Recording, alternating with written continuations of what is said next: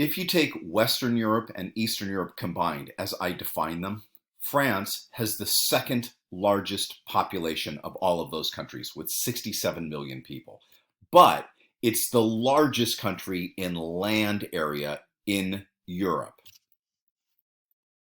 If you look at the shape of the country, you can see where it got its French nickname, which is l'hexagon, which is the hexagon. For at least 1,000 years, France and the French have been one of the countries and one of the cultures at the center of Western society and Western, for lack of a better term, civilization. Part of the reason is because France has a really great and beneficial site and situation. Remember, site is a physical characteristic. In the case of France, it's able to produce most of what it needs. And in the case of situation, you can see if you take a look at that map, the countries that it borders, which means that France has been able to impact those countries, and those countries have been able to impact France too. So there's been fluid movement through France and from France into other places. Today, I would say that France is really the cultural and political heart of the European Union. Now, the Germans are the purse strings of the European Union, but the French were original and strong supporters of the European Union, and they continue overwhelmingly to be so. We're going to begin with the economy because of this. France has, if not the most diversified economy in Europe, it certainly is one of the top most diversified economies in Europe.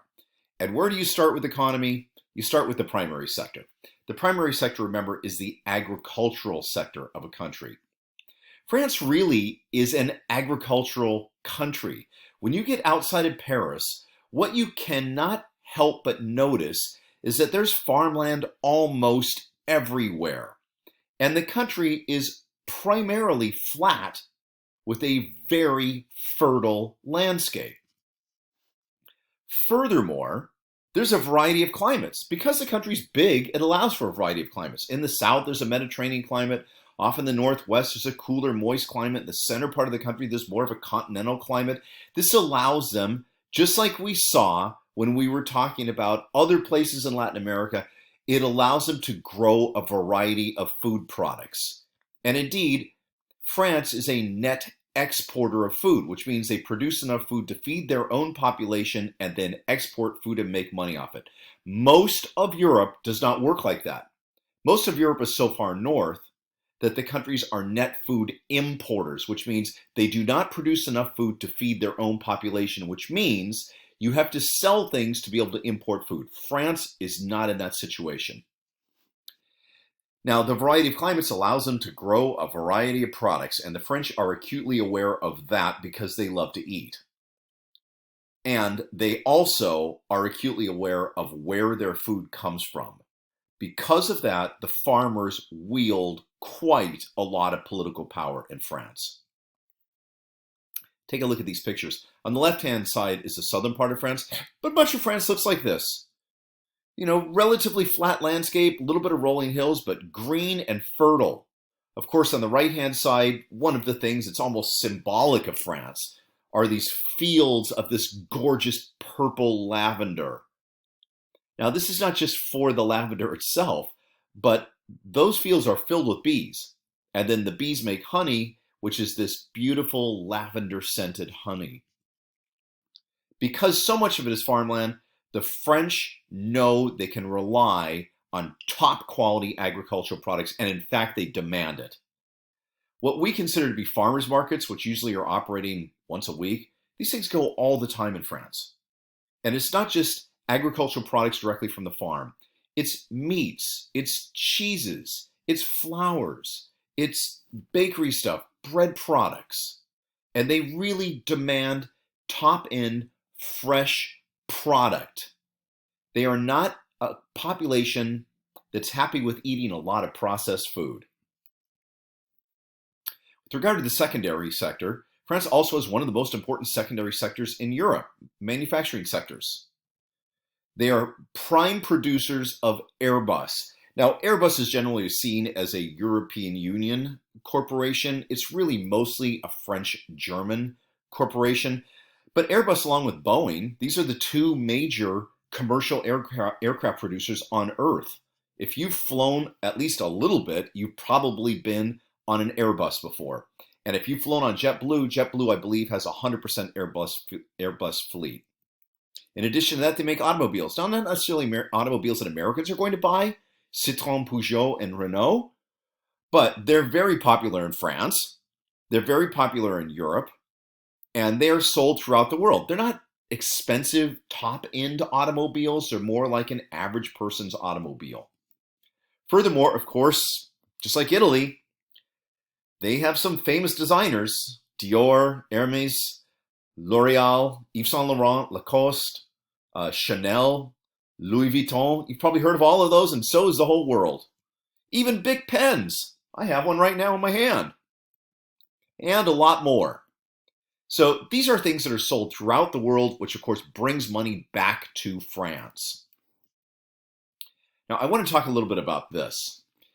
The French are major users of nuclear power. I'm not talking about bombs, they have those, but I'm talking about nuclear power for electricity. They're the second largest producer of nuclear power in the world. The largest is, do you know who that is? That's the United States. The reason the French are like this is because they do not have a lot of oil in their own country. Almost all their oil is imported. And in the 1970s, there was something called the energy crisis. This kind of goes back to what happened in World War I, where, as you know, because I told you this, the British and the United States were hunting around for oil reserves in the Middle East. The British were the first country in the world to begin to switch their navy over from a coal-based navy to an oil-based navy, and the Middle East had a lot of oil. But the West, with a capital W, got hooked on Middle Eastern oil. Then, after several losses to the Israelis, by the 1970s, most of the OPEC countries, and particularly the ones in the Middle East, decided they would punish the West for their support of Israel. And they cut production on oil, which caused all kinds of havoc. I remember myself pushing my mom's car in mile-long lines waiting to get gasoline during the 1970s.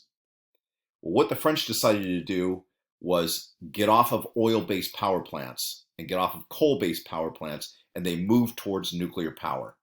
And as I said, they are now the second largest producer of nuclear power in the world.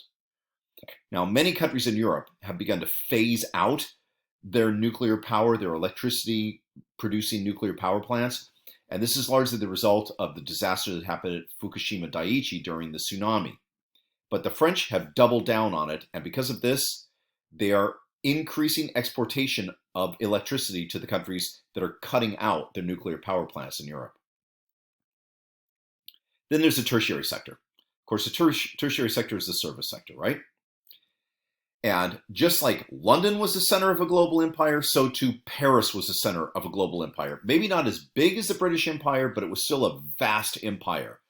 And Paris is the center of the French-speaking world. There are many countries in the world where French is an important language in the society. And just like those services that I gave you, that the British provide for the world, so too the French provide those same kinds of services to the French-speaking world. And of course, there's tourism. France is the #1 recipient of tourists in the world. This primarily, not exclusively, but primarily goes, of course, to Paris, which is one of the most beautiful cities on Earth. By the way, the top 5 recipients of tourists are France, Spain, the United States, China, and Italy. I'm talking about foreign tourists. Here's why. Not only do they have Paris, one of the most beautiful cities in the world, they have Renaissance castles in the Loire Valley like Chambord. They have ancient Roman ruins like the Colosseum, or Arena, I think is what it's really called, in Nîmes. This is the most intact arena, Colosseum, that was built by the Romans in the world. They have the very famous Pont du Gard, which is the bridge over the river Gard. This is an aqueduct that brings water from 30 or 40 miles away into Nîmes. And they have medieval villages, and that wonderful cafe scene where you sit, you have a coffee or a beer or a glass of wine, you have some light food, and you watch the world go by.